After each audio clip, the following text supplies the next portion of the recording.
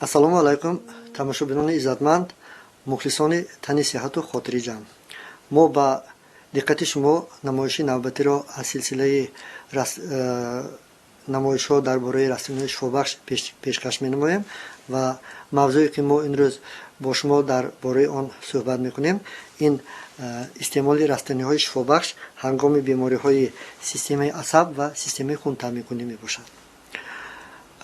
бояд гӯям ки системаи асаб, алалхусус системаи асаби одамизод дар ҳаёт ва фаъолияти одамизод хеле роли муҳимро мебозад. системаи асаби одамизод аз мағзи сар, ки худ дар навбати худ аз ду нимкура иборат мебошад, аз мағзи дарозрӯя, мағзча, ҳароммағз ва рахҳои торҳои асаб ки ба тамоми организми одамизод паҳн гардиданд иборат мебошад. ва системаи асаби умуман одамизод ва ҳайвонот барои таъмини ҳасосият, яъне барои муайян намудани бӯй, машома, муайян намудани ҳарорат, биноӣ, шунавоӣ ва тахтилӣ хеле лозим мебошад. тахтилӣ ин ҳиссиёти даст ва бадан. бояд гӯям ки дар системаи асаби организмҳои зинда ду системаи сигналӣ мавҷуд аст. системаи сигналии якум ин чизҳое ки ман ҳоло дар боло қайд кардам, яъне ҳам одамизод ва ҳам ҳайвонот дорои узвҳои биноӣ, шунавоӣ, лаззат, тактилӣ ва дигарон мебошанд. ин системаи якуми сигналӣ. лекин табиат моро бо системаи дуюми сигналӣ низ таъмин намудааст ва маҳз аз ҳамин сабаб мо аз ҳайвонот бисёр фарқи калон дорем. системаи дуюми сигналӣ ин аз он иборат аст ки одамизод дорои ақл, фаросот, маданият, дониш ва асосан чизи асосӣ нутқ мебошад. бояд гӯям ки ин системаи дуюми сигналӣ ба одамизод ба шарофати як пардаи муайяне ки дар қисми болоии нимкураҳои майнаи сар иборат мебошад муяссар мегардад ва ҳангоми захми ҷисмонӣ дидан, ягон иллат гирифтор шудан ба ягон иллат ёфтан, ҳангоми хастагии бисёр пас аз меҳнатҳои ҷисмонӣ бисёр, пас аз ягон захми рӯҳӣ, ягон фоҷиъаҳои бисёр, системаи асаби одамизод гирифтори иллат мешавад ки дар натиҷа мо ба дарди сар, бехобӣ, асабоният, нороҳатӣ ва дар баъзе ҳолатҳо ҳатто ба тарсу ваҳм гирифтор мешавем. ва дар ҳамин ҳолатҳо бисёр растаниҳои шифобахш мавҷуданд ки истеъмоли онҳо барои бартараф намудани ҳамин ҳолатҳо хеле фоидаи калон мерасонад. дигар системае ки мо дар ҳардуи онро якҷоя намудем, ин системаи хунтаъминкунии одамизод мебошад. бояд гӯям ки хун дар организми одамизод хеле роли калонро мебозад. хун ин як моее мебошад ки ба шарофати ҳамин моеъ тамоми организми одамизод бо гази кислород, бо моддаҳои ғизоӣ ва моддаҳои лозимӣ аз таъмин мешаванд ва баръакс пас аз истифода бурдани онҳо бо ҳамин бо воситаи хун низ ихроҷ намудани гази карбонат, моддаҳои аз нолозимӣ низ бо воситаи хун таъмин мегардад. вазифаи дигари хун ин вазифаи гарм намудани бадани одам мебошад ва ҳангоми иллат дидани рагҳои хунгард ва суст шудани таъминоти хуни периферӣ, яъне дасту пойҳо, баъзе одамҳо ба дарди даст, дарди пой ва хунук шудани дасту пой гирифтор мешаванд. бояд гӯям ки яке аз факторҳои асосие ки барои кори дурусти системаи хунтаъминкунӣ рол мебозад, ин ҷоринокии хун мебошад. хун як вазифаи ҳимояи худро дорад. ин хусусият лахташавии хун мебошад. яъне организми одамизод ҳамин тавр сохта шудааст ки ҳангоми ягон иллат дидан, бо ягон چیز یگان جای آدم رو بریدن یا ضرب دیدن خون جاری میگردد و اگر خاصیت لخته‌شوی خون نمی بود آدمیزاد در این حالت ها حتما به هلاکت گرفتار میشد و وظیفه حمایه لخته‌شوی خون به ما امکانیت میدهد که در همون جراحت خون لخته گردیده جاری شوی خون رو باز دارد و حیات ما رو امین دارد. لیکن هر یک چیز دو طرف خود را دارد، هم طرف منفی هم طرف مثبت خود را دارد.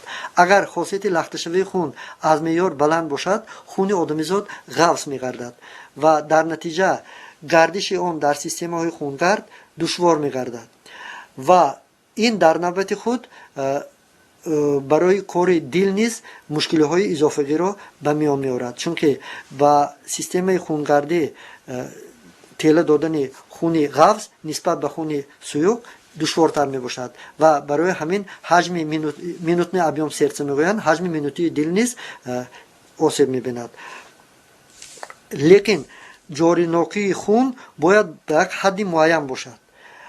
هنگام جاری نوکی خون در معیار بودن گردش خون صفت نوکی گردش خون به درجه بلند میرسد، یعنی در ارگانیسم آدمیزاد رگ‌های شریانی، رگ‌های وریدی، کاپیلرها و میکرو کاپیلرها میباشند وجود دارند و رول میکرو کاپیلرها در تامین نمودن تمام ارگانیسم با ماده های لازمی و اخراج آنها خیلی کلان می باشد. باید گویم که عالم نروژی گریک سال 1917 نسبت تحقیقات خود درباره میکروسیرکوляції ارگانیسم گیرنده جایزه نوبلی در ساحه مدیسین گشتگی بود و او اثبات نمود که هنگام به طور باید و شاید کار نمودن سیستم میکروسیرکوляції خون عضوهای آدمیزاد به طور لازمی فعالیت میبرند و باید که در ارگانیسم آدمیزاد همین جاری نوکی خون به مقدار معین باشد. من برای چی به همین موضوع سخت دقت اهمیت شما رو جلب نموده ایستادم؟ چون که رستنی های هستند که آنها جاری نوکی خون رو خیلی نقض می سازند. در سالهای آخری سالهای شوروی یک از زردریشکا نام رستنی شفابخش بسیار داروی نقض اختراع نموده بودند و در داروخانه ها میفروختند. این هم با نام نیودیکومارین، یعنی در ترکیب زردریشکا الکالوت های گروه کومارین موجودند که آنها پروسس لخته‌شوی خون را سست نموده جاری نوکی خون را بلند می‌بردارند. برای همین استعمال زردریشکا در تامین نمودن میکروسیرکوляції خون خیلی رولی کلان میباشد. چخیلی که من در بالا قید نموده بودم ما به سبب در امروز موضوع سیستم عصب و سیستم تامین کنی خون را متحد ننمودیم، چون که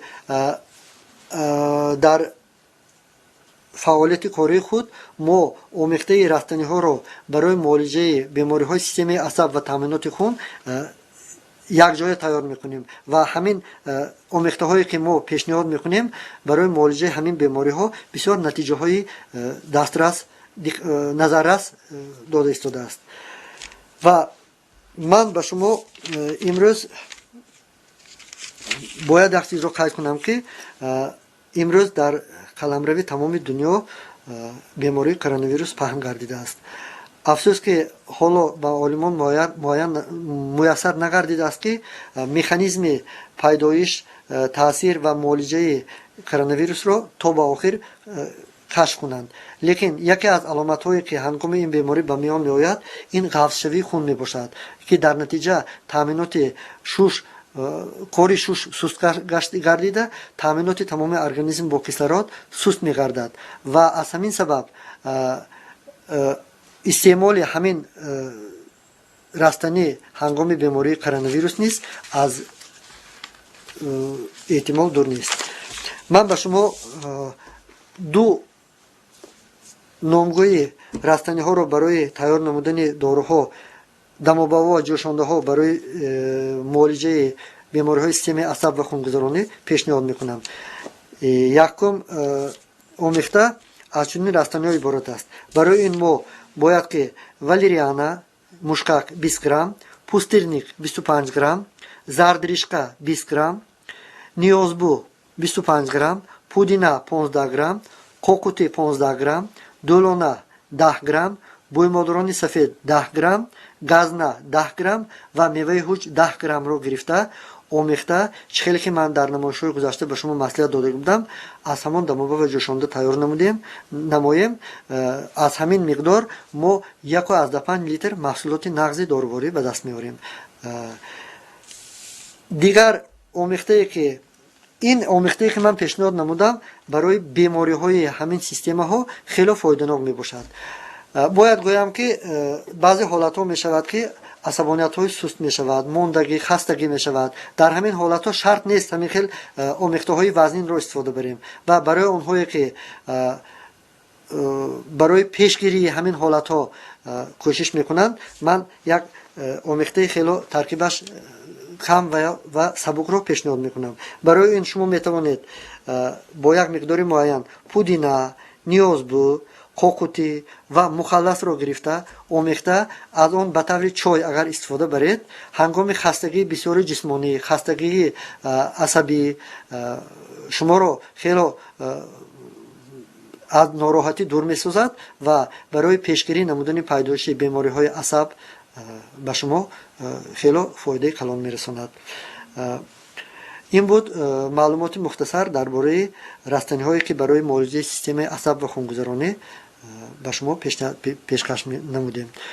тамошобинон иззатманд, ман дар намоишҳои гузашта ба шумоён таъкид намуда будам ки хуб мешуд агар ҳамаи он дамоба ва ҷӯшондаҳое ки омехтаи онҳоро ман ба шумо пешниҳод менамудам агар мутахассис тайёр кунад ва агар имконият бошад ба мутахассис муроҷиат кунед ва аз дасти мутахассис дамоба ва ҷӯшондаҳоро дастрас намоед. ба шумоён тани сиҳат ва хотири ҷамъ орзумандам то намоишҳои оянда.